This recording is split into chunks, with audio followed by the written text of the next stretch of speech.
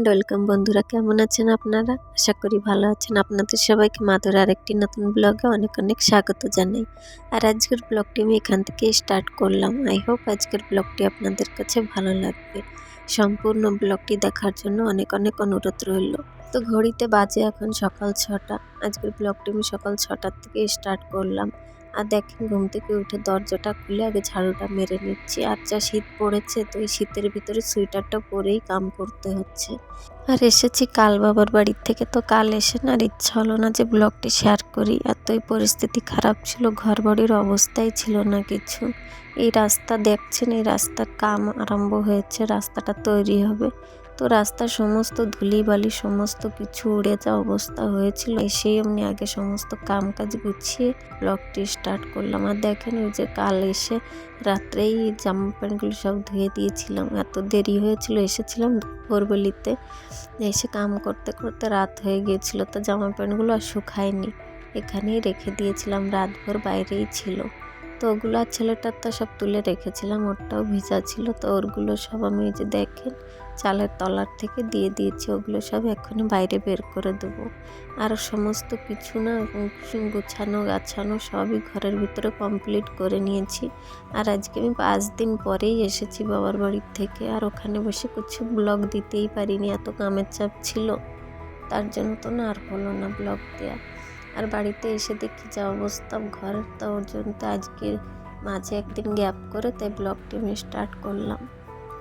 তো আজকে আমি আপনাদের সাথে শেয়ার করব সকাল 6টা থেকে বিকাল 5টা পর্যন্ত আমি যে ফেলে সংসারের কামগুলো গুছিয়ে কমপ্লিট করি, সেটাই আজকে আপনাদের সাথে শেয়ার করব। আশা করছি ভালো লাগবে। বাবার বাড়ির থেকে এসে একটু বসারও টাইম পাইনি, সংসারের সমস্ত কাম কাজ গোছানো স্টার্ট করে দিয়েছি। কালকের থেকে অনেক কামই আগিয়ে নিয়েছি। 5 দিন বাড়িতে না থাকলে তো যা হয় অবস্থা বুঝতেই পারছেন। আর বর একা ছিলেন, আর উনি তো খেয়েছে রান্না করেছে, কিছু মাঝামাঝি করেন না, অমনই থাকে। তো ওই আর কি সমস্ত কাম গুছিয়ে গেছি, অনেকটাই আগিয়ে ফেলছি। খালি এই জায়গার ময়লাগুলো না এতই ঢিপ হয়েছিল, বাড়িতে যাওয়ার আগেই ভেবেছিলাম যে ময়লাগুলো কুড়িয়ে তাই যাবো, কিন্তু সময় পাইনি তখন। তো এই যে এসেই দেখেন আগে এইসব জায়গাগুলো পরিষ্কার করে দিচ্ছি। আর বাড়ির সামনেটা এমন আবর্জনা হলে তো ভালো দেখা যায় না, সবসময় পরিষ্কার থাকলে ভালো দেখতে লাগে।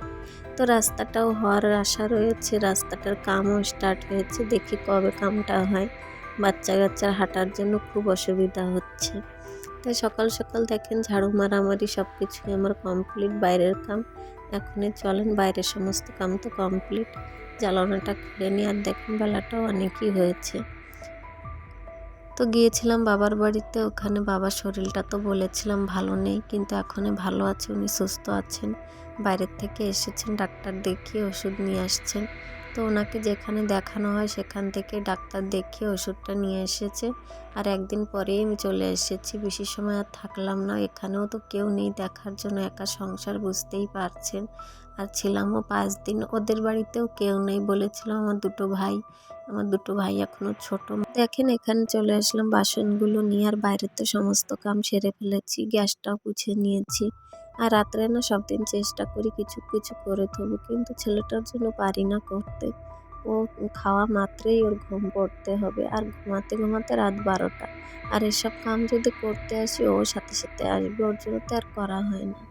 যা করি আপনাদের সামনেই করি। তো ওর জন্য তো কামগুলো যদি রাত্রেও কিছু করে দিতে পারতাম, তাহলে সকালে আর একটু কামের চাপটা কম থাকতো। তাহলে কি করা যাবে বলুন, যেমন পরিস্থিতি সমন করতে হবে। তো চলেন, এখানে আমার বাসন তো বেশি কটা ছিল না, ফটাফট মেজে নিই। মেজেও প্রচুর কাম রয়েছে, রান্না বান্নাও করতে হবে। আর সেই কালকের থেকে সেই কামগুলো সব করছি, একতরেই করে যাচ্ছি। আর এদিকে দেখেন ওই কতগুলো জামা প্যান্ট তো ধুয়ে দিয়েছিলাম, সব মেশিনে ধুয়েছিলাম, হাতে ধুইনি কিছু।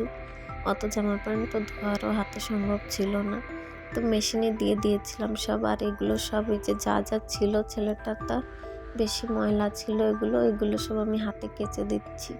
আর দেখবেন ছোট বাচ্চারটা সব হাতে না কাচলে না হয় না, মেশিনে দিলে সব পরিষ্কার হতে চায় না।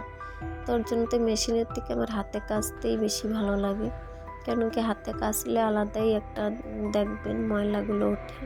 মেশিনেও তো একটা পরিষ্কার হয় না, আমার কাছে তেমন লাগে। আপনাদের লাগে কিনা বলবেন। আর এই যে প্রত্যেকদিন কামগুলো আমরা করি গুছিয়ে যাচ্ছি, এই কামগুলো দেখবেন সুন্দর করে করবেন, করতেও ভালো লাগে। অগোছালো কাম করতে ভালো লাগে না কোনোদিন, না করতে ভালো লাগে না দেখতে ভালো লাগে। ওর জন্য তো সব দিনই চেষ্টা করি কামগুলো না সুন্দরভাবে গুছিয়ে গুছিয়ে করার জন্য। আর এসব কাম আমার সংসারে আমি না করলে কে করবে বলুন? তো ওর জন্য তো প্রত্যেকদিন সকালে উঠেই ভাবি যে কখন সময়ের মধ্যে কামগুলো শেষ করব। সাথে আমার একটা বাচ্চাও আছে, বুঝতে তো পারছেন। বাচ্চাটা ছোট আর সংসারে আমি আর বর দুজন। তো ওর জন্য তো একটু অসুবিধা হয়, কেন কি আমাদের দুজনের কাছেই থাকে। ওর জন্য তো সব দিন দেখেন চেষ্টা করি যে সময়ের মধ্যে কামগুলো সময়টা সময়ই করে নেব, পরে রেখে দেবো না। না পারলে একটু দেরিতে করবো সেটা কিন্তু গুছিয়ে করবো। তা চলেন এদিকে কথা বলতে বলতে আমার জামা প্যান্টগুলো আমি সব কেচে নিয়েছি। আর এই যে চলেন ঘুম থেকে উঠেই দেখেন আমার বাবা কনে চলে এসেছে। প্রত্যেক দিন ঘুম থেকে উঠেই আগে বের হয়ে এখানে বসেই খেলবে। আর এখন না অল্প অল্প একটু দাঁড়ানো শিখছে, দাঁড়িয়ে থাকে, একটু হাঁটাতে নিয়ে যাই প্রত্যেক দিন সকালে। আর ওই যে দেখেন একটা আর্ট করেছি বলেছিলাম, ওই আর্টটা কেমন হয়েছে বলবেন। তো এখানে ওকে ঘুরিয়ে নিয়ে চলে আসলাম। দেখেন ওকে কিছু খাওয়াতে হবে, সাথে বড়েরও ডিউটি যাওয়ার সময় হয়েছে আর সব কাম সময়ের মধ্যেই করতে চাই। তো এদিকে দেখেন বাজে এখন ঘড়িতে 9টা, আর বর যাওয়ার সময় হয়েছে, উনি 10টার সময় বাড়ির থেকে বের হন। তো ওর আগেই এখানে দেখেন গোলা রুটি করে দিচ্ছি। গোলা রুটি হালকা কিছু না, ওতে কিছুই দিইনি, চিনি আর লবণ দিয়ে তৈরি হচ্ছে এখানে। এটাই করে দেবো, সাথে একটু চা করে দেবো, এটা খাওয়া হবে। এতে কিছু পেঁয়াজ কাঁচা লঙ্কা কিছু দিনই, কেন কি বাচ্চাটাও খাবে তো। আর ও যা খায় সকালে প্রায় ওটাই খাওয়া হয় আমাদের। তো এখানে 4-5টাই করে নিচ্ছি, বরকে 2টো দিয়ে দেবো আর আমি 2টো খেলে হয়ে যাবে। সকালে যা খেলে হালকা ফুলকা খাওয়াটা হয়ে যাবে। তো এখানে এমন করেই বানালাম, দেখবেন বানিয়ে খেয়ে দেখবেন, গরম গরম ভালো লাগে খেতে। আটারটা তো রেখে দিলে একটু নরম হয়ে যায়, সাথে খেয়ে নেবেন। তো এখানে সাথে আবার একটু চাও করে নিচ্ছি। আর চা না আমাদের বাড়িতে লাল চাটাই খাওয়া হয় প্রত্যেক দিন। মাঝে মধ্যে বর খান, আমি প্রায় দিন হলেও আমার চলে। তো এদিকে চাটা করে নিয়েছি, আর চাটা আমি একাই খাবো, বর খাবে না। ওনার জন্য চা করছি না, আমি একাই খাবো বলে করে নিচ্ছি। চলেন খেয়ে দিয়ে বেডটাও গোছাতে হবে, আর আমাদের বাড়িতে বেডটা সব দিন পরেই গোছানো হয়, জানেন আপনারা।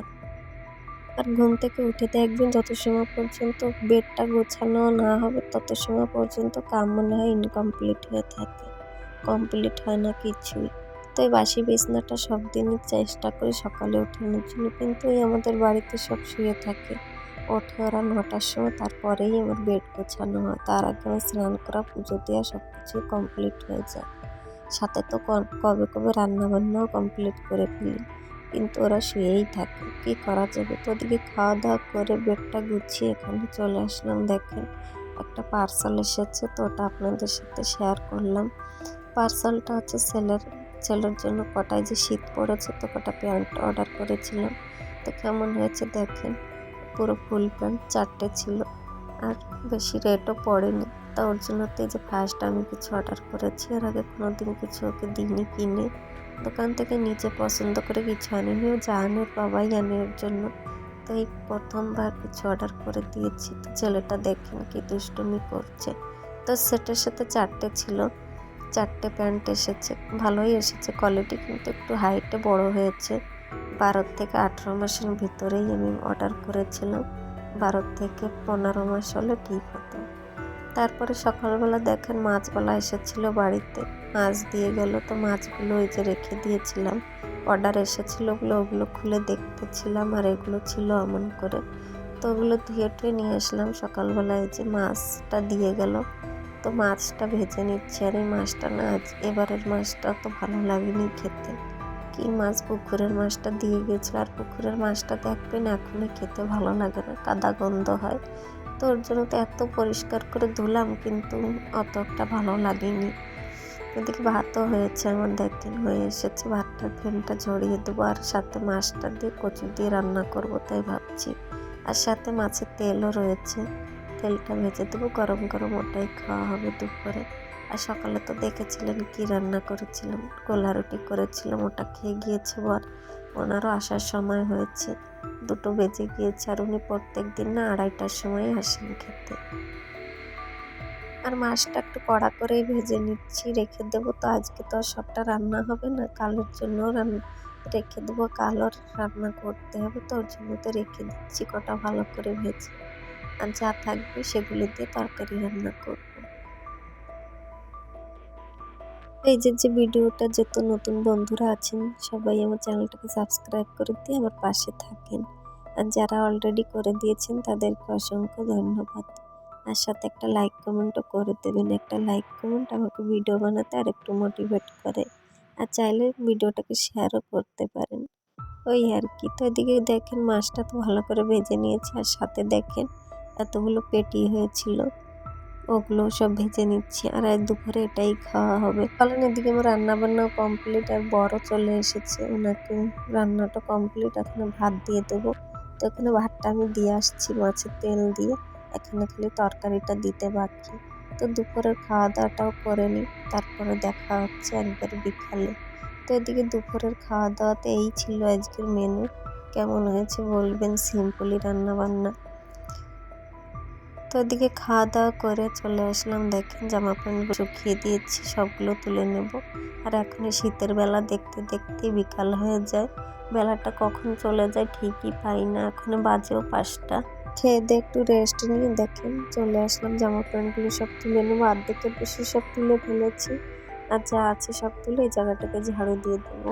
তো আজকের ব্লগটি কেমন লেগেছে বলবেন। বেশি বড়ও করলাম না, কালকে থেকে এসে না খুবই পরিশ্রম হয়েছে, বেশি কিছু আর দেখাতেও পারলাম না। আশা করছি ভালো লেগেছে। আর দেখেন শীতের বেলা কেমন অন্ধকার হয়ে এসেছে। আর এই কদিন না সকালে উঠলে যা কুয়াশাতে সকালে উঠাই যায় না, এত অন্ধকার থাকে। তাও ওই সংসারের কামগুলো তো করতেই হবে। তো সবাই ভালো থাকেন, সুস্থ থাকেন। দেখা হচ্ছে নেক্সট